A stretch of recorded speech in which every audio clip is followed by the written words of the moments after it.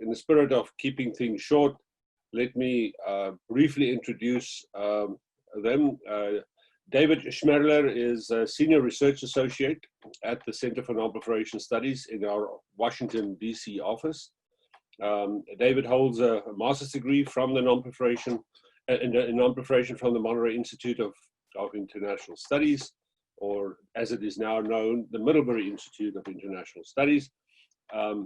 His areas of research focuses on both North Korea and Iran's missile and nuclear programs, geospatial analysis, East Asian security, 3D modeling, and open resource analysis.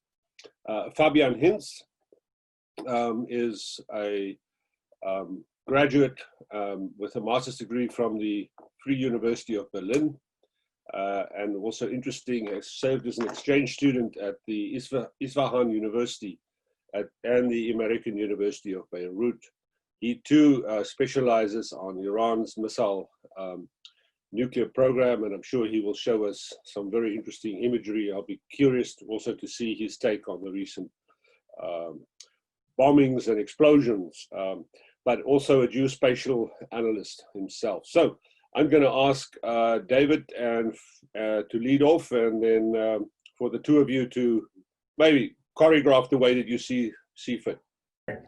Yeah, so I have a presentation I'm going to show. I believe Fabian does as well. Mine is going to be a macro level overview of how we use new tools, technologies, and open source research to better analyze the events happening in North Korea. And then I believe Fabian's going to take that and twist it onto Iran. If I'm correct. So I'm going to start my presentation. Okay, so there are a bunch of different new tools, technologies, and open source research methods that we use to better understand what's happening in North Korea. It's a notoriously closed off and secretive state. There are always allegations and rumors of digital manipulation and lies and whatnot as to what's happening on the ground versus what they're showing us through their state-run news agency and other news agencies that report on the issue. So the first one we're going to start with is a really cool tool called Tungsten. This is a picture of me and my colleague Catherine Dill back in the Monterey office when we bought the software from the gentleman on the right. His name is Roger Kosian. He's a math savant and a big fan of photography. Using his advanced degrees in math, he decided to try to come up with a software that could detect digital alterations. And why that's important is because pictures often tell so much of a story when it comes to international events or things happening around the world, that if you find a way to manipulate it and you can't catch it, people can augment or change the narrative of the event or story. So what they can do is rewrite the news or what's happening around the world. So he came up with this software that takes all the information in a photo and reinterprets it in a way that allows you to find inconsistencies with things that should naturally occur in an authentic photo. So if anyone's familiar with how photos, work, when you take a picture and you take that image straight from your camera, it comes as a very large file size. And as you save it, depending on the compression type, so if it's a JPEG or a PNG, data gets lost in that image, but the image doesn't necessarily lose the narrative quality. You can still see what's in there. So Roger's question was, what are the things in the image? What is the data in that photo that we're not using for the actual visible portion of the image? And does it contain something that we can extract and use as a method to, or a tool to identify forgeries? This is an example of one of my favorite filters. This is IsoCleans. And essentially what IsoCleans does is it picks up on the subtle variations and changes in how light interacts with hot objects. So here we can see, he showed me this filter the first time and I was like, okay, you're the expert, but I want to experiment on my own because it sounds kind of wild. We have this flame on a lighter on the left-hand side. When you run it through IsoCleans, you can see these little waves. They're called wavelets. And if I move this here, if we magnify that, we can see that these little wavelets actually contour the tip of the lighter on this flame, right? So the question is like, why would this be useful? Or how is this useful in our field? Well, something that has a lot of heat with a defined shape are missiles. And this is a missile launch in Iran, and I believe the only Iranian example I have in this presentation, Fabian, so I think you should be fine. But when Iran posted this image, people wanted to know whether or not it was fake because there were other images that Iran had previously released where there were a bunch of missiles in the air that weren't actually there. So if we run this IsoClean filter, if it is an authentic photo, what we should see are these wavelets around the exhaust.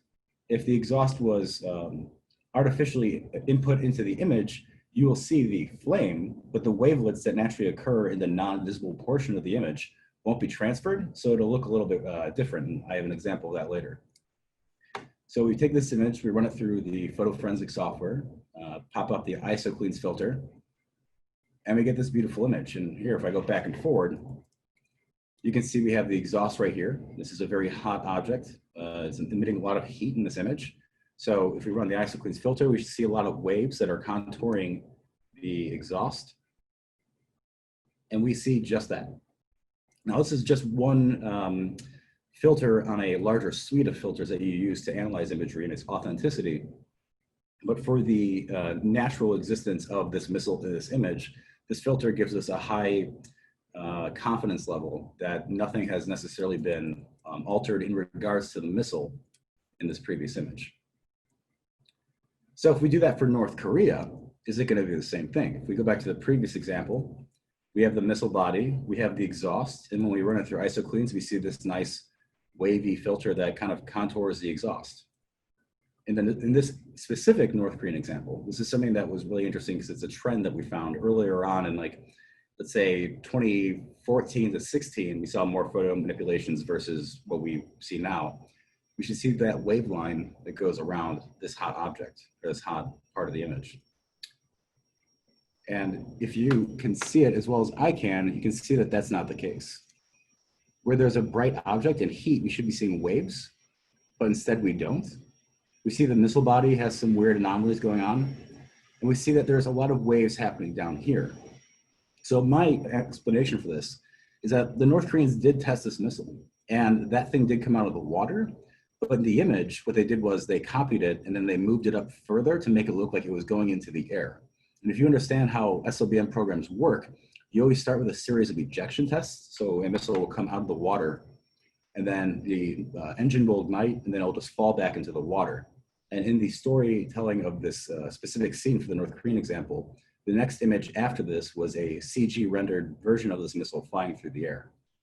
So this event partially did happen, it just didn't happen in the way they're telling it. So this missile actually was much further down here, if you look at the wavelet analysis, and it likely just went back into the water immediately after coming out.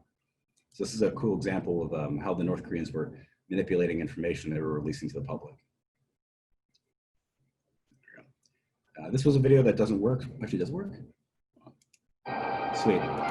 So now we're going to analyze one of these videos. Oh wait, sorry.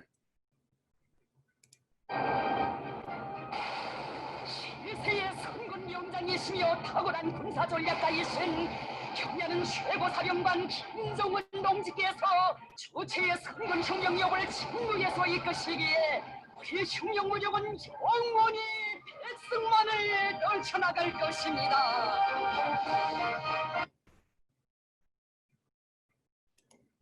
So the reason we're analyzing this propaganda film is because there were reports that this missile had exploded, but the video the North Koreans showed us, again, made it look like the missile had actually successfully taken off. And some work my colleague did that was really interesting was try to match up different clips to identify if there were any discrepancies in the video story they were telling.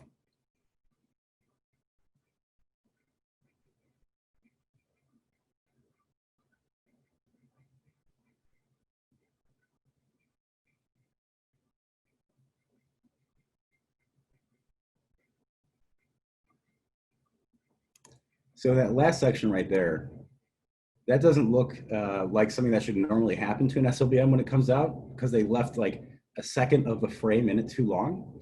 It looks much closer to actual explosion test footage from a missile that the North Koreans borrowed from, I guess took their design from, which was in the Soviet Union at the time. But here we can see that they tried making it look like the thing was taking off with the exhaust coming out, but in that last second frame, it looks more like the missile's being engulfed in flames because it likely blew up. In a later example, when their missile program started to get better, we noticed that the digital alterations stopped moving in the direction of trying to make up an event, but started moving in the direction of making events look aesthetically more pleasing. So the alterations were closer to the more, I guess, quote unquote, innocent alterations you would see in an image released in any day press footage. This is from a later SLBM test that was successful. We run it through a compression filter to see where things are compressed differently. And the area in red is the thing that doesn't match up with the compression for the rest of the image. So what is that? Why would they do it? Well, for this part, I'm going to hide you guys down here. The area that lit up with unnatural compression compared to the rest of the image was this checkerboard pattern. Turns out when we look at the launch footage, in this section right here, we can see the checkerboard pattern goes all the way to the tip of the nose cone, whereas in this one, it doesn't. Now, whether or not that's damaged from it ejecting from the launch canister or the paint job just wasn't perfect, this type of editing and also seems to be more aesthetic based versus the type of editing we saw in the previous examples where the North Koreans were trying to retell a narrative of a story that didn't happen. We also use a lot of satellite imagery, which is something our center is famous for. Fabian and I both work a lot using imagery from Planet Labs and Maxar and a lot of the free resources that are on Google Earth. And this example is going to show how we use both daily satellite imagery from Planet Labs and near-infrared band wavelengths to identify North Korean missile launches. So it was October 14th, the North Koreans reportedly launched a missile near the city of Kusang, and it failed. A few days later, on the 5 days later, on the 19th, they did the same thing and it failed again. So what we'll do is we'll take that story and we'll go to satellite imagery and we'll try to figure out where that missile launch might have occurred. So looking around, we thought that this might be a good location, but we need to see, find exactly where on this airfield the missile might have failed. So that's kind of hard because you would think if a missile failed and the first one failed on the launcher itself, it reportedly destroyed the launch vehicle it was on. We're looking for brown marks. You'd think like, there's going to be a burn or an explosion or like a hole somewhere because the missile blew up on the vehicle. So looking at this image in October, everything looks kind of like weird shades of brown. This looks brown. Is this like a burn mark or a stretch or something? This area looks like it could be damaged, but that's very hard to tell using optical imagery or the optical wavelengths. So one of the things that we did with Planet and a few other colleagues at the center in Monterey at the time was we started looking into near infrared, so yeah, NIR imagery. It's a non-visible wavelength that you can manipulate to make visible, and it reflects the vegetation health of the, terrain in the image. So if we see this brown area right here, this could just be naturally decaying vegetation or vegetation in flux during fall versus something that would appear black in NIR to find the differences in the quality of the vegetation to look for the burn marks. So if we go to the next slide right here, we can see that all that brown that was kind of previously, just looks all the same. It still reflects a certain hue or shade of red. The redder it is, the healthier the vegetation. The duller it is, the less healthy. So that's like that natural shift in the vegetation of fall. But right here, we see that this area is black. It's a circular pattern, and in the middle there's a road. So if we go back, we can see that here, but it's indistinguishable from other areas. So using near infrared, we're able to identify that this vegetation is just, it's not totally dead, it's not healthy either, it's a seasonal shift. But this area right here has been totally destroyed. It's totally scorched. So this is where we believe that missile launch happened. They tried again on the 19th, and like in the previous slide, and we can see that that scorch appears again right here. So they failed here and then tried to relaunch it a little bit further away. The reason why launches or the burn mark is smaller is because this missile failed further into the flight, but not completely post a liftoff stage. So this is a really interesting example of using non-visible satellite imagery bands with daily satellite imagery. We had another example from, I believe this is September of 2019 or 20, actually, hold on a second. Yeah, September of 2019. The North Koreans launched a missile from an airfield again. It's a trend that they seem to like. And they sent us this image. They didn't tell us exactly which airfield, but the US government and other government organizations will release press statements saying it happened near a certain location. So we looked at that location. We wanted to verify that this launch happened at this spot. So we tried to find a spot that looked like the one in the image. Comparing back and forth the roads and whatnot, we can see that there's this little curvature right here. See that curvature repeated, the road that goes in. and there's a road that goes in. So we're guessing that it happened right around here. But if we go back to Planet Labs and we look at imagery from before and after the launch, we use that same principle of looking for vegetation death using near-infrared satellite imagery. And we can see that same anomaly again. So now what we're doing is we're using a band of satellite imagery that is traditionally used for agriculture to determine whether or not people's crops are healthy, and we're using that to help identify and verify North Korea's missile launches across the country. Here we can see that spot right here. The missile was launched on a hedge line, and here's that hedge line. So when this thing took off, it killed all the vegetation around it. And another example of using satellite imagery to monitor North Korea's WMD-related programs is their submarine program, which is something that I'm fairly fond of. I have a lot of interest in this. Sometime in July of last year, the North Koreans released this image. They had a new submarine. This is a submarine we haven't seen before. They said that, or we had been commenting on this because there was a suspicion that this was being built, but there had been no images released and little indicators that there was activity happening in satellite imagery outside of the movement of like material to build it. So once this came out, we went back to Planet Labs again a little bit later, and we noticed that they were building something in this area. The submarine is being built down here in this corner. This is called the Secure Boat Basin, and this is where they store their old submarine, which was also capable of launching missiles. So we were monitoring this site and using some of the planet's higher resolution satellite imagery. We noticed that they were erecting these beams. These beams were a lot longer than their current sub. So this is the current SLBM capable submarine. It can only launch one, so we're guessing this one's going to be able to launch multiple missiles. And we're trying to understand how large it is, and we noticed that this thing's larger than the actual SLBM capable submarine. So now that we know the North Koreans are building a new submarine, it's likely going to have an expanded capability. It's probably going to be larger. This is probably going to be some structure to facilitate the submarine being in the secure boat basin. And then using some of the, we would call it medium resolution satellite imagery. This is at about 3 meters. That area again, you can see this expanding kind of turquoise green, bluish green kind of color over those beams. Well, it turns out what the North Koreans were doing was they were building a protective awning so we couldn't see the submarine at this location when it rolled out. So if they were going to launch the submarine at nighttime, when we traditionally can't collect satellite imagery, they could put it in the secure boat basin. And with this cover, we wouldn't be able to see it. So we wouldn't be able to know whether or not the submarine had been launched. But working with some of our private contacts, specifically Planet Labs, they came up with a brilliant solution to that, which is to take the picture at a different angle. So often we see satellite imagery from an angle that's much more top down. You can take satellite images at a off-nadir angle, so it's more of a side shot as the satellite's ascending or descending a location. And I'm not sure if you can make that out, but we see this black line with a bump, and then it goes back. That's the old submarine under the tarp. So if the North Koreans were to launch it, and we have like reports or suspicions that's already been put in the secure boat basin, Planet Labs can take a adjusted satellite image to see whether or not the submarine has been put in there. Here's another one where we can see that the larger submarine isn't there. It's a little bit blurry, but that is the interpretation. And then finally, before I pass it off to my colleague Fabian here, one of the things that our center is really famous for is 3D modeling. So you may ask yourself, why do 3D modeling of missiles beyond the fact that it's cool to have a 3D model? Well, you can learn a lot about a missile if you recreate it in a computer program. You can understand its dimensions, its specific specifications, what it could and couldn't fit. You might be able to measure the fuel capacity and come up with an estimation as to how far or how the missile might perform.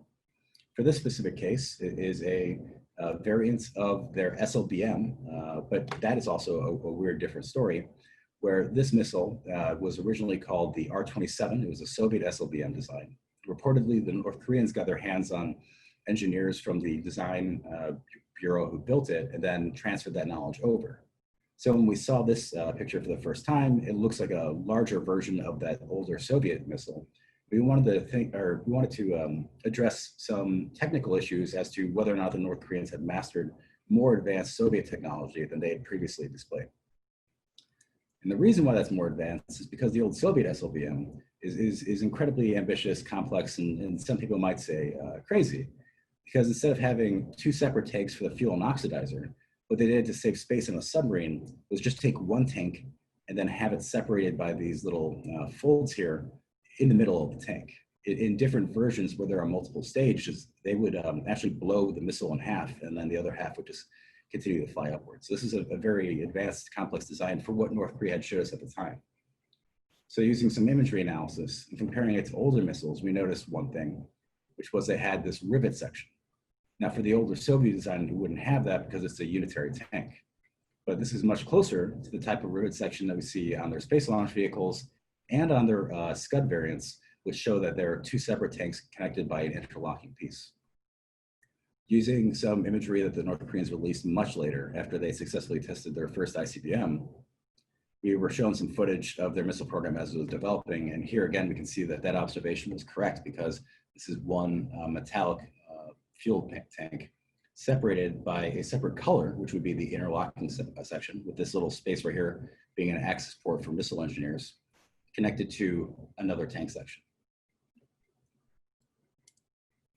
Also, 3D modeling can give us better insight as to what the North Koreans are showing us is somewhat plausible or realistic. While none of the students or staff have experience working on building actual nuclear weapons, there is a lot of information available in the open source about certain aspects and design features. And what you can do is you can make models and diagrams of these missiles and turn them not only to educational aids, but into structures that you can analyze and then contextually interpret as to what the North Koreans may be trying to show us, versus just a thing that looks like a peanut and the other object, which was dubbed the disco ball. And then additionally, I think the funnest thing you could do for these 3D models or with them is as an educational aid, you can 3D print them. Now this video might work. Okay, that doesn't. You can download the 3D models that we make, some of them, not all of them, and you can 3D print them or modify them to be 3D printable. And this is a 3D printed version done by a colleague of mine of the two-stage solid fuel Sejal, which is a Iranian missile system. And with that, I do have some more slides, but I think I've taken up enough time, so I think I'm going to pass this on to Fabian. Thank you so much, Dave, for the great presentation. I will talk a little bit more about Iran, which is the area I focus on.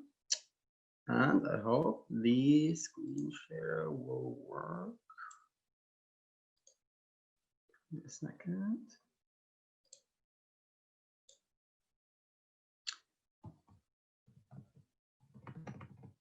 Yeah. So talking about Iran, what is the biggest difference to North Korea? As Dave has already mentioned, North Korea is a very reclusive country. It's very difficult to get information out of North Korea, which is why satellite imagery is all the more important and analyzing every clue they give us.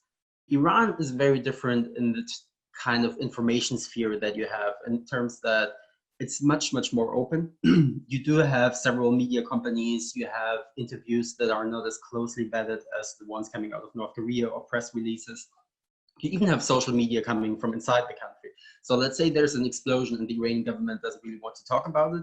There's a high chance someone will post it on Twitter, Instagram, or Telegram, or any other social media app.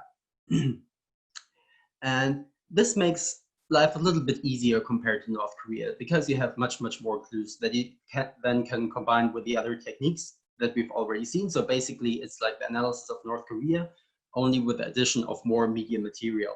And that, in a way, is a more regular case of open source intelligence. So if you look at countries like, let's say, Pakistan, India, China, Russia, it all kind of more closely resembles Iran in the way you would approach it than, let's say, the very reclusive North Korea. And for example, on the right side, you can see the first one is a screenshot of a television interview with the commander of Iran's missile force, who's basically giving an interview every 3 weeks about the country's missile program. You have much more scientific papers coming out of Iran, showing you a little bit about the current state of research in the country. And the last one is actually a document by a subcontractor. So you have private companies actually working on the missile program, and sometimes they like to show off their projects. And this way you can gain insights. So this is the basic difference. But now let's talk a bit about cases where we have used our OSINT tools to get the insights into Iran's programs. The first case study is Iran's failed satellite launch. In August 2019, Iran once again tried to launch a satellite. The record of the Iranians space program is very mixed. They had a few successes, but also quite a few spectacular failures. Perhaps you remember this is the picture President Trump tweeted, taken from an intelligence briefing showing a very high resolution picture of the launch site and the exploded rocket. And actually, CNS was the first to report about the failure of the launch. So how did we do this? The first thing is we know Iran's spaceport quite well. This is the Imam Khomeini spaceport where they launch all of their satellites. And we've analyzed that facility quite a lot. So when you first look at it, it's just an assembly of different buildings. But if you look at it for a long time and you match it to on-the-ground reporting that has come out of Iran, you're able to identify single facilities within that facility. So you can see two launch pads for two types of rockets the Iranians are operating, the smaller Safir and the larger Simorgh. And you see the integration building, where the rocket is actually assembled before launch. And knowing about these facilities in such detail is actually quite useful. So the first thing that we noticed coming out of Iran were media reports. So a part of the Iranian space program is actually in civilian hands. They do the assembly of satellites, they do the final testing. And usually when one of these civilian engineers of the Iranian Space Agency talks to the media, he says, yeah, you know, we finished testing of that satellite. And that gets reported. Like the Iranian Space Agency, for example, has its own Instagram account, and sometimes you can find pretty useful information there. But you know, there are lots of statements coming out of Iran, so it's always good to have like an independent fact check for everything. And that's where the facility comes into play again. So we know at what site they assemble their rockets. And we've seen previous Iranian satellite launches, so we know the kind of signatures, meaning the kind of activities that take place immediately before launch. And that is that this area becomes active, because usually it's just not used. You don't need an integration building if you don't integrate a rocket. So you can see vehicle traffic suddenly appearing, usually a week to a few days before the launch. And you can see shipping containers with the rocket's components actually arriving. So all of this happened after we saw the Iranian media reports. So we were pretty confident that, yeah, they were actually about to launch a rocket. And what is also cool is we knew the specifications of the satellites, and because we had modeled the rockets and we know quite a bit about how the rockets work, we knew which type of rocket they would use and which launch pad. And because we all had all of this information, we were able to monitor the launch pad where the launch was about to take place very closely using the Planet Labs imagery, daily imagery. And there we could suddenly see that the gantry tower for the rocket was raised. And then we continued to observe the site. And then finally, my colleague Dave Schmerler found this image showing that the missile had actually, or the rocket had actually exploded on the launch pad. Later, the Iranians said it was an accident during fueling. Some people talked about sabotage. We don't know that for sure. But Dave was the first person in the OSINT community seeing, okay, this launch failed. This rocket exploded, and CNS was the first to report about it. So this was an example from the field of missiles or rockets. Let's take another more recent one, and that is the explosion at Natanz. The Natanz is Iran's main facility for uranium enrichment. The Iranians have a few reactors, one for power generation, one for research that hasn't been really finished, but the most important side of their nuclear program is actually Natanz. And it has been quite controversial, to say the least. So what happened? This is the Natanz facility. It's a pretty large facility. The actual enrichment is happening underground, but you have a lot of support buildings overground as well. And the first information we got was a spokesman for the Atomic Energy Organization of Iran saying there was a fire and it was an industrial shed which was still under construction. Nothing really big happened. That's it. That was the first information we got. And then what we did first, as a first step, was to look at the NASA fire map. So this is a map by NASA, which the original aim, like a lot of OSINT tools we use are actually not really done for OSINT. We just use them in a different fashion, and that's a very good example. So these are mid-infrared spectral images that are used to track forest fires or industrial fires. but quite a lot of times they can also register an explosion, especially if the explosion results in a fire. And we could see there was some sort of event. We could even say at what part of Natanz facility it happened at the time described. So we could already be confident that something pretty major happened there. Yeah, and then the Iranians released their first picture of the site that was targeted. And when you see a picture like that, the first thing you really want to do is to geolocate it, to match it to ground pictures and see where exactly at the facility is the building that got damaged located. And in this case, you could do that quite quickly. So we identified that the building on the left is exactly the one that got damaged because you can match many, many details. So this is a bit tricky, requires a little bit of exercise and a bit of training. But once you have a picture with enough information, it's basically possible to match it to satellite, a ground picture, to satellite pictures with an extremely high degree of certainty. So you can see, for example, that the corner geometry of the building matches, the weird kind of furnace or structure on the roof matches, the light poles on the side of the street match, the road layout matches, and most importantly, the building in the background has a very, very unique geometry, and that also matches. So we were incredibly confident that we had, in fact, identified the building that got damaged. But then, of course, the other question was, what actually happens inside that building? Because in Natanz, you might have buildings that serve as a material storage for very, I wouldn't say boring, but not very relevant stuff. You might have buildings where centrifuges got assembled, you have underground enrichment halls, you have lots of different facilities. And if you want to estimate what really happened there, it's really crucial to know what exactly is happening at the building that got damaged by the incident.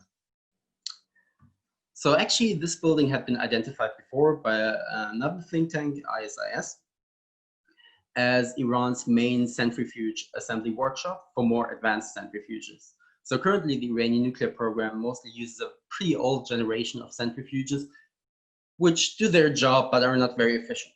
But the Iranians have started doing research and development work on much, much more advanced and more efficient centrifuges. The Iranian nuclear deal, or JCPOA, limited that research, but after the US withdrawal, Iran took several steps to unroll the provisions of the JCPOA, and one of them was to lift all restrictions on research and development of advanced centrifuges.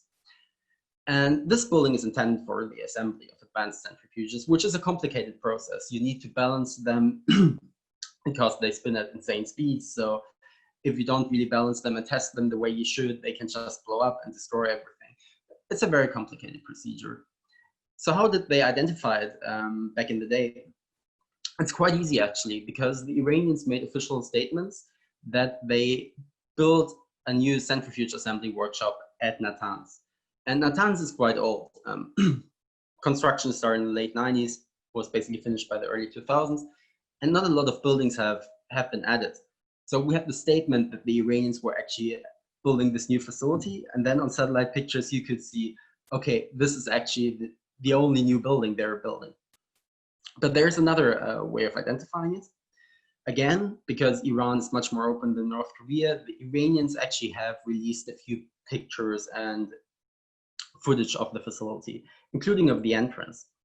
And you can match the entrance, as you can see, has a very unique geometry. There's a tree next to it. There are two poles next to it. So again, you can match it to satellite pictures.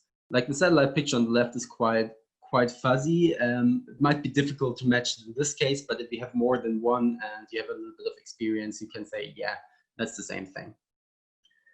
And then it gets even better because there's an Iranian news TV segment on that facility. And again, you can see the entrance, this time a close-up, and even footage from inside the facility with advanced centrifuges designs, the ones with the tags on them, IR4, IR6, etc. So having both the construction timeline and this kind of material, we could be 100% certain that this was actually the workshop for advanced centrifuges, which is basically the exact opposite of what the Iranians were saying.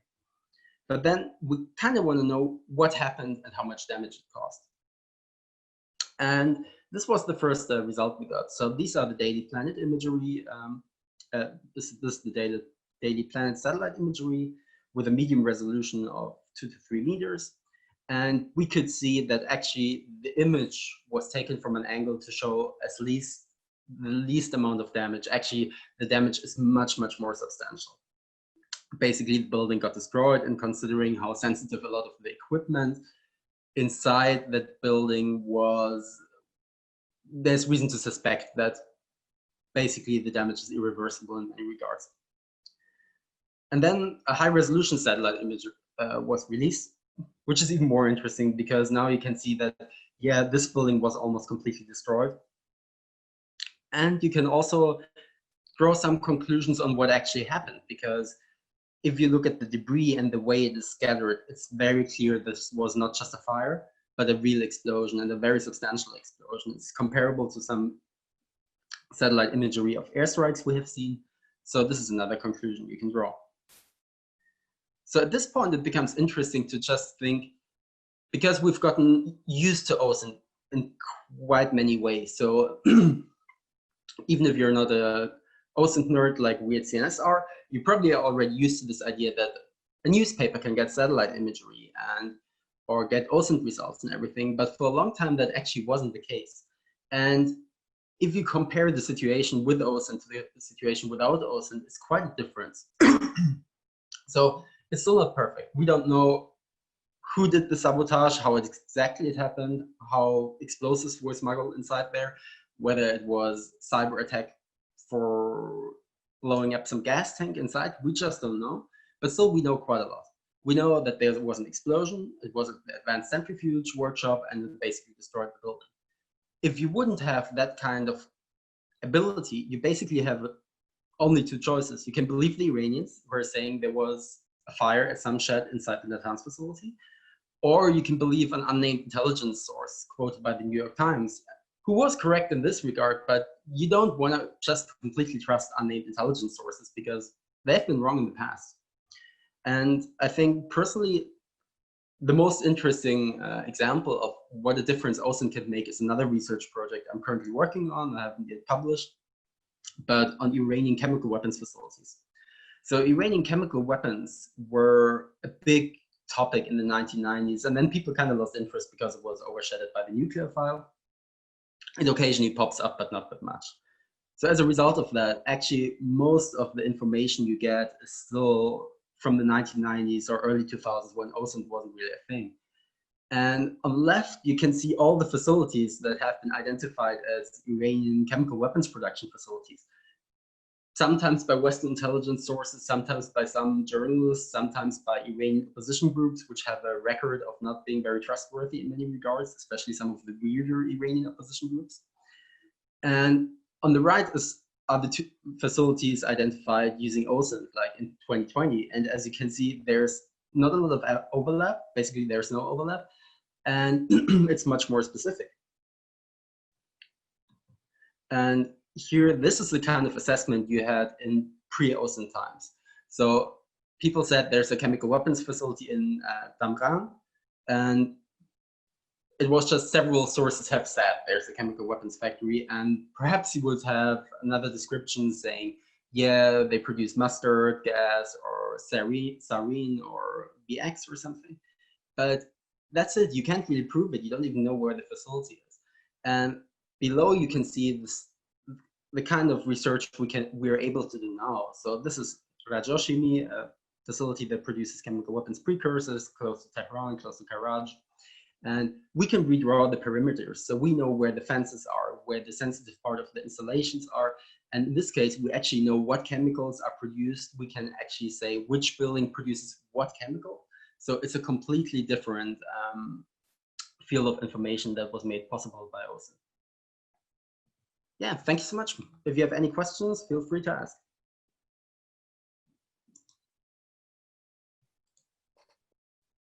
Thank you very much, both David and Fabian. I don't see questions yet. Let me just, Fabian, if I can close off your screen. Well, firstly, David, do you have you showed the images of North Korean warhead designs. Do you have those slides? Sorry to put you on the spot, but do you have those slides available where you can actually manipulate them in terms of a 3D image?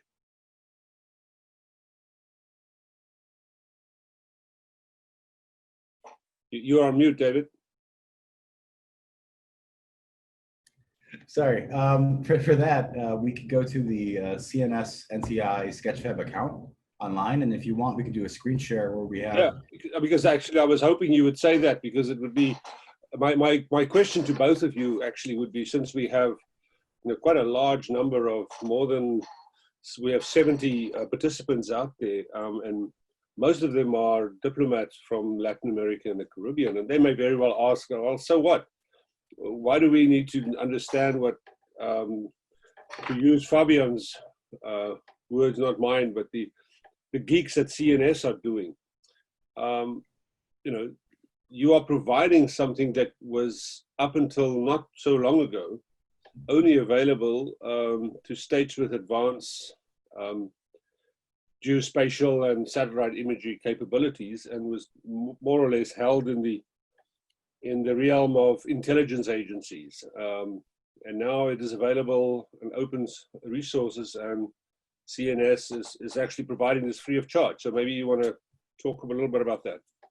Sure. So one of the things that makes modeling really helpful is that up until these 3D interactive mediums were available, most of the graphics and designs we had for missiles were 2D PowerPoint cutouts of a rectangle with a pointy end and then wings at the bottom, and they came in different sizes and colors, and they were like, this is the missile. And if you want to understand how proliferation works and how certain design aspects, features, and physical characteristics transfer over, making a 3D model is much more useful, at least for myself, because I can not only look at a diagram, I can zoom in on something, a specific feature of that missile, and think about what does that look like? How does that fit into the design?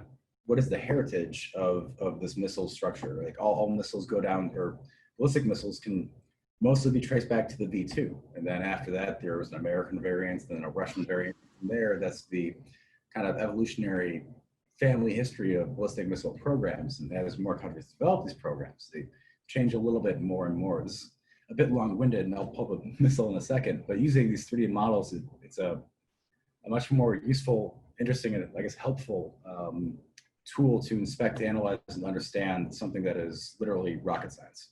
Let me see if I can pull that. Fabian, do you have any thoughts?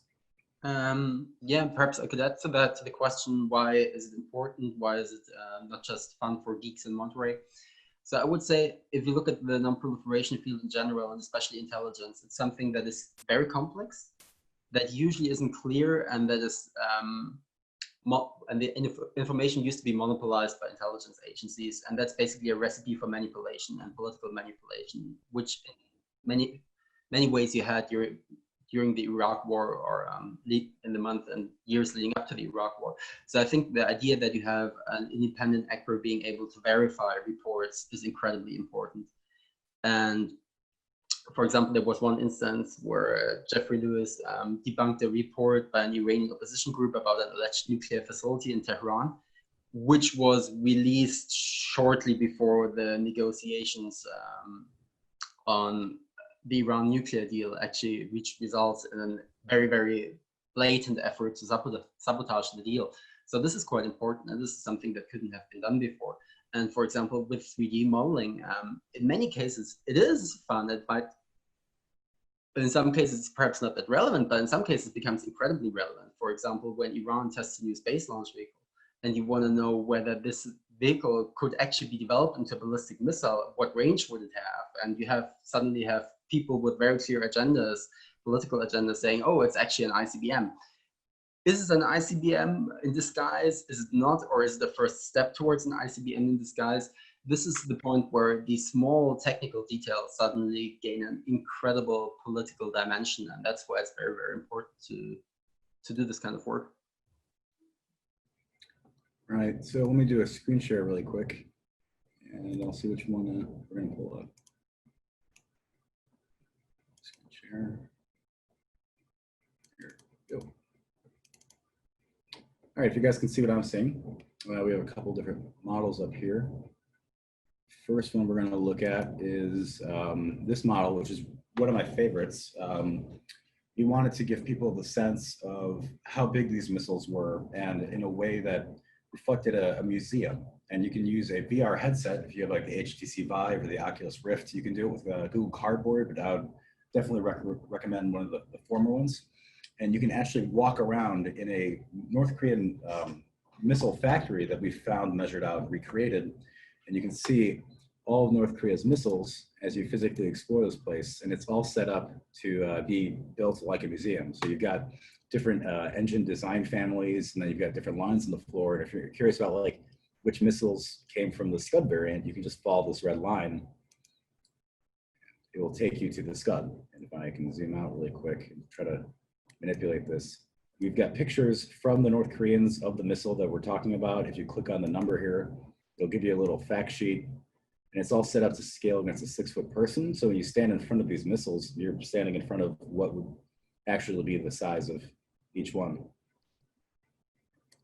And we got their solid fuel contingent. Here we have some warhead design presentations. So we took this scene that the North Koreans gave us, I think in 2014 or 2015, and we recreated it so you can actually walk up and experience it. And if you want to look at the design of their first displayed nuclear weapon, we have that created right here. And then for their last one, you can actually see that right here. So you can explore this on your phone, on your computer, or you can put it on a VR headset and physically walk around and inspect these things. And another one that is really interesting is for educational purposes, we can have animated models.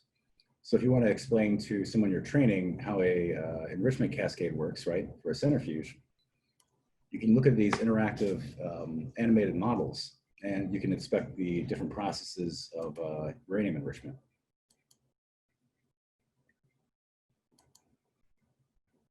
Which again, in the past were totally up to very flat paper diagrams, but now we have this interactive 3D medium that I think is just easier to comprehend. If we zoom out, you can see that we modeled the backside as well. And these are all being made by students, by the way. This doesn't necessarily require a degree in animation. It's something we train the students in Monterey with. And then one of my favorite examples is this one, where we took topographical data, elevation data, and satellite imagery, and we made a 3D model of North Korea's nuclear test site. So you can zoom around, inspect the actual location as it is from the ground, and go through all the different suspected locations of where their nuclear tests were, including the size of the cavity that it might leave. That's why we have a little Statue of Liberty as a comparison.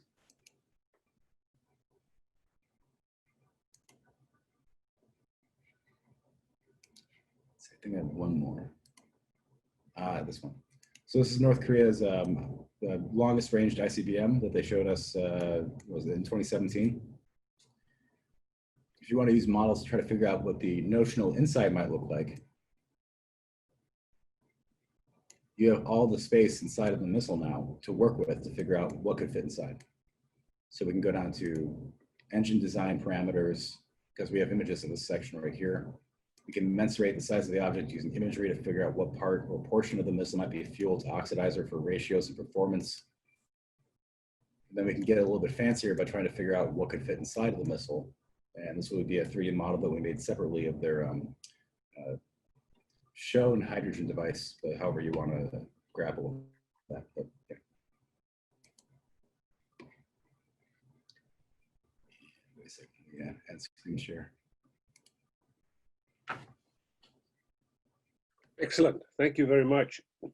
We so far have 2 questions.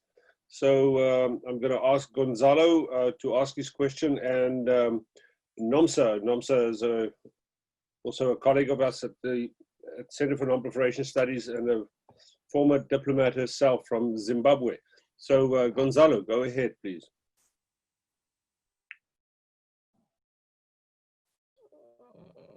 Thank you very much. Thank you both for your presentations. My question will be probably very mundane in comparison to the analysis of satellite images, but nonetheless, I do believe that this analysis of images is very relevant. In the case of North Korea, at least, as in many countries in Asia, they first recorded deceit as a main mean for strategy, as it is shown in many parts of the 7 military classics of ancient China. In that sense, what are your views on the alleged use of a double for Kim Jong-un after the assumptions of his death? This having in mind that Kim Jong-il's death was covered by the government at some point. And on the other hand, this is more of a political issue, which is the talks of maybe Kim Jong-un's sister taking his place. Is that an option, a first female supreme leader in North Korea? Thank you.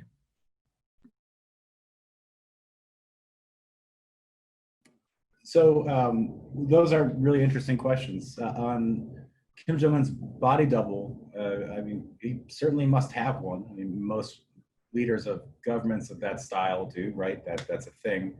I don't have any evidence to say that the Kim we're looking at now is his body double.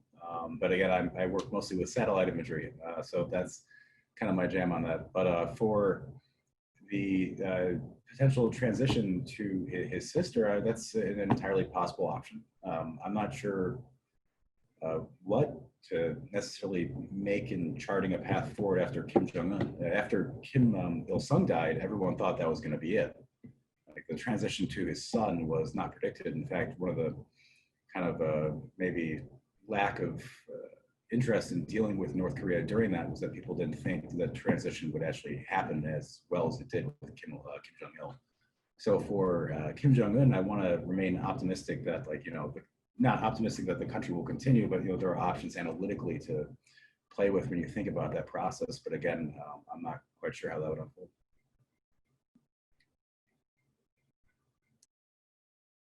Nomsa, do you want to ask your question?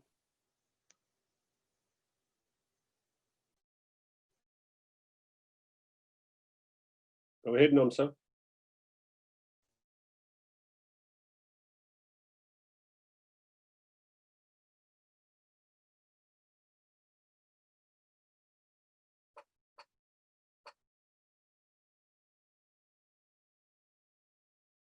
Okay, Nomsa's question, she seemed to have a difficulty with the microphone.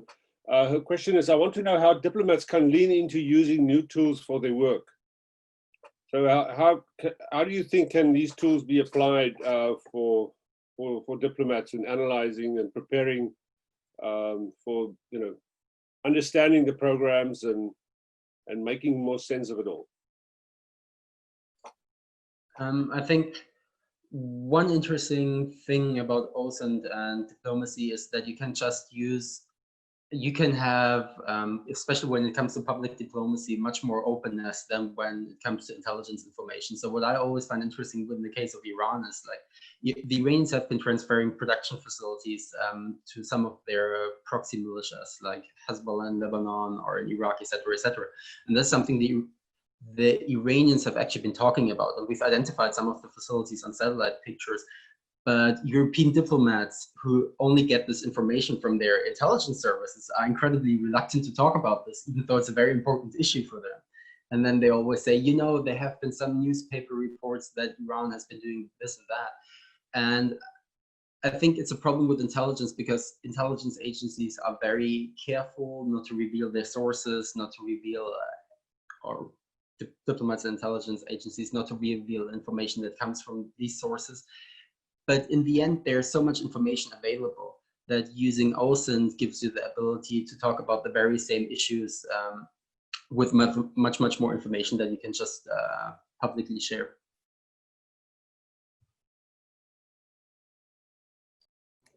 It's also, those are all great points, but a good tool for organizations that don't have the financial resources that intelligence organizations do. you can still determine or abstract a bunch of really useful, relevant information using things that are either free or publicly accessible. So as a complement to the first and maybe most important point that Fabian brought up, which allows you to talk about intelligence information in a much less constrained environment, you can also use that as intelligence information itself. Yeah, I mean, we will be talking about the CTBT tomorrow, and a point that I will make then, and I'll make it now, is, you know, when North Korea tested its nuclear weapons and the few first times, the information available on those tests were typically in the domain of the nuclear weapon states, especially in the context of the Security Council. So, you know, in 2006 and 2009, the Security Council convened that afternoon after those tests were conducted. And had it not been for information that was coming from the organization about the nature of these events, the other members of the Security Council, especially smaller countries, I remember Costa Rica was on the council at the time, were to rely on the intelligence provided by the P5. And this is another example of how diplomats can rely on independently verified information as opposed to learning from the big powers on what they're supposed to do or not do. I have two more questions. I have Alphonse de Alba and Florence Rahu. Before giving Alphonse the floor, I want to say, Alfonso, please give my regards to your father. Ambassador Alfonso de Alba is a famous Mexican diplomat I've had the fortune of working with for many years. So Alfonso, you please ask your question. Thank you very much. And considering Mexico is going to be in the Security Council, it very much is relevant not to rely on P5 information, only on P5 information. So that was part of my question. I mean, I know that having this in the open source is very useful for countries such as Mexico. However, it will also be useful to North Korea and Iran to know these techniques and then, you know, take countermeasures, create artificial heat tombs or other sort of digital manipulation. What are the steps you guys are taking to be ahead of the curve and keep on top of these things in terms of escalation of digital manipulation?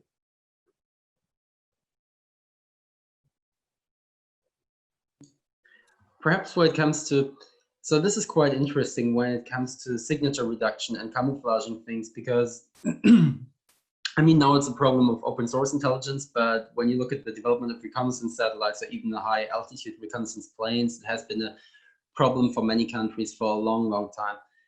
But still, you see very little in terms of actually trying to hide facilities for, let's say, missile development in Iran. Like, there would be ways of doing that, but for some reason, it doesn't happen nearly as much as you would think.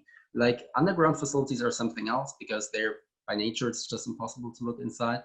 The one area, the one theater where we actually see a lot of signature reduction is Syria, which is probably less, especially Iranian activities in Syria, which is probably less related to OSINT and more to Israeli airstrikes. That is a bit of a problem, but I would say in general, there's actually surprisingly little effort to hide these kind of facilities, especially large facilities. For the North Koreans, that gets a little complicated because North Korea is really closed off, and I think they've been operating off of the assumption that the Americans own the sky since the end of the Korean War. If you look at North Korean missile bases and the way their military locations are structured, everything is adjacent to one of multiple large underground complexes where a lot of activities happen. There are certain locations in North Korea that are known within the Korean watching circle where they have, and I could share this if you're interested, they're not secret or anything. They have pop-up radars that are hidden in the top of mountains. It's almost like something from a James Bond film, where you have this missile silo that's kind of covered. It'll split open, a giant radar will pop up, it'll scan the skies, and then disappear back to the mountain again. And those are the things that we know from the open source. I don't have access to government information, so that's not open source. I'm sure there are things that would just blow my mind on how the North Koreans hide and disguise their WMD related activity. One area that that's really problematic for me, at least, is their solid fuel testing program, or their solid fuel missile program. We know where the first publicly acknowledged solid fuel test stand is, and in Iran, we can monitor that relatively frequently and see things change.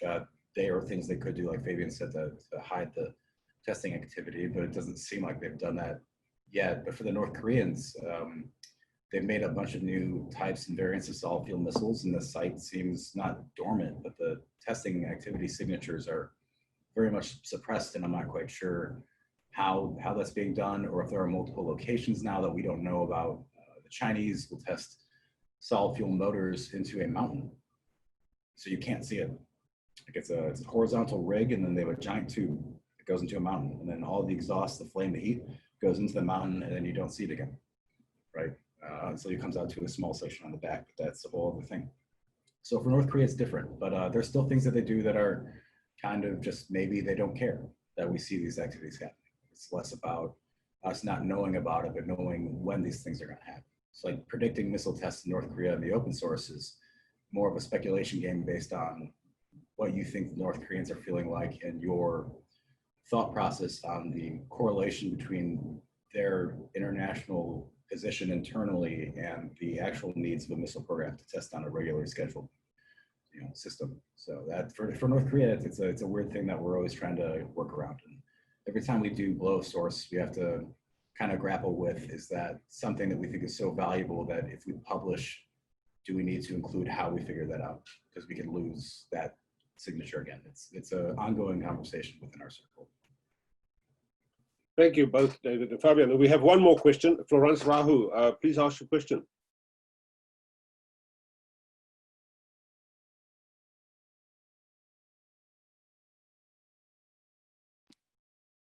Again, I think her mic is not working. Okay, I will read the question. It says, good afternoon. Thank you for both presenters.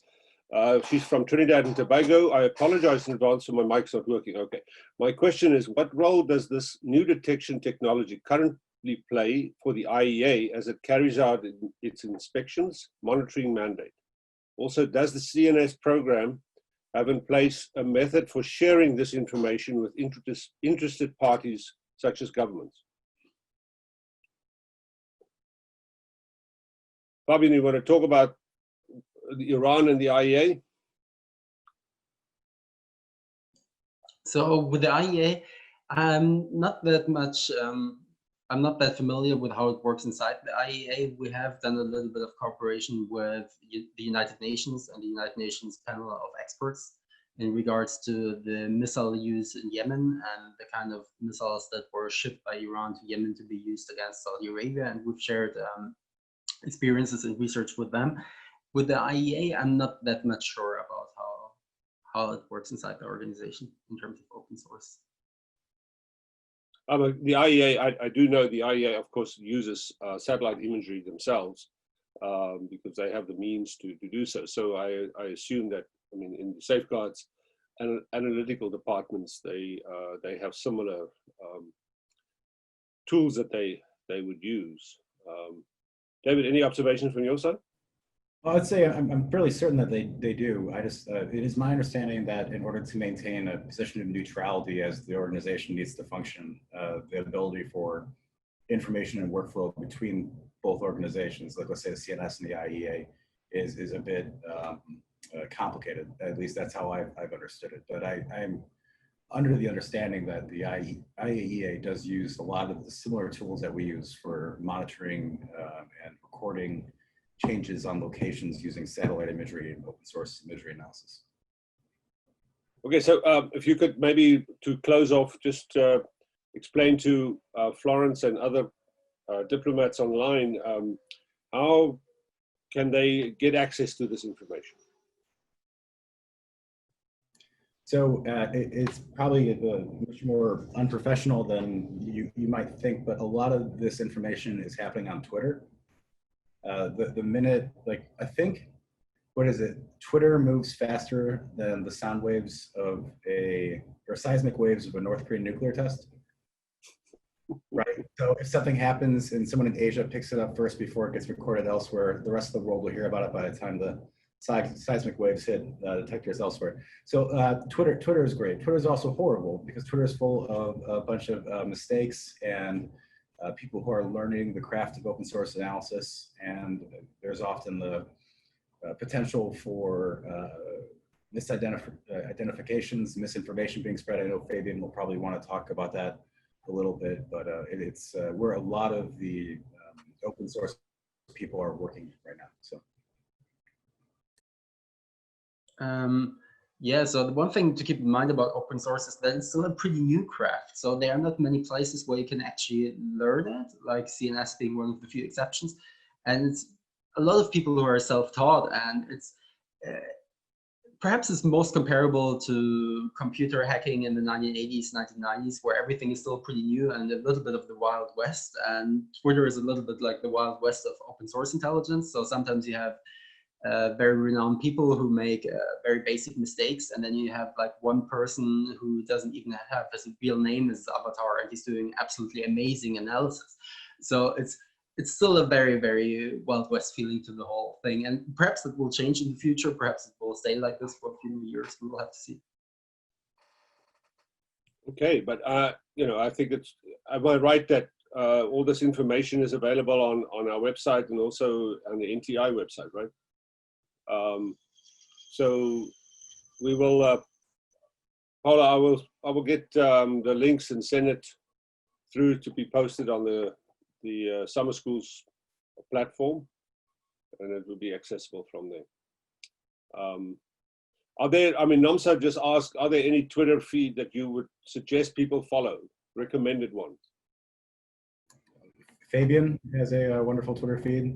Jeffrey Lewis, essentially anyone that works at CNS is great. If you're into Korea issues, you have 38 North, you have CSIS Beyond Parallel, Victor Cha, there's a whole plethora of imagery people out there like Nathan Hunt.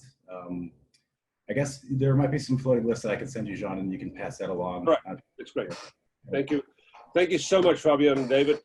Very, very interesting. I've listened to seen these presentations several times, and every time I watch it, I learn something new. So thank you very much. I trust this was interesting and useful to